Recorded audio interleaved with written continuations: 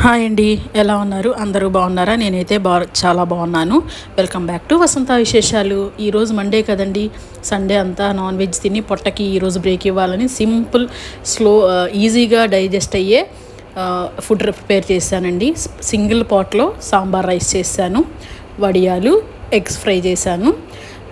కొంచెం backup rice ఉండిపోయినదండి, దాంట్లో permanent rice లాగా పెరుగును, ఉల్లిపాయలు, పచ్చిమిరకాయలు వేసి కలిపేసి ఉంచేసాను. ఇవాళ సింపుల్గా పొట్టకి హాయిగా ఉండే ఫుడ్ అండి మా ఇంట్లో.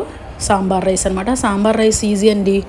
ముందు నెయ్యి వేసేసుకుని దాంట్లో పోపు దినుసులన్నీ వేసేసి, జీడిపప్పు వేసేసి, తగినంత ఉప్పు, కారము, టమాటాలు వేసేసి 1-3 గ్లాసులు నీళ్ళు పోసుకోండి. కందిపప్పు, వైట్ రైస్ రెండు నానబెట్టి ఉంచుకుంటాము. నానబెట్టుకోయినా పర్వాలేదు. ఒక 10 విజిల్స్ రానిచ్చేస్తే చక్కగా ఉడికిపోతుంది. దాంట్లో చింతపండు రసం కొంచెం వేసుకుంటే చాలా బాగుంటుంది. ఈరోజు రెసిపీస్ ఇవేనండి. ఈ వీడియోని అయితే సబ్స్క్రైబ్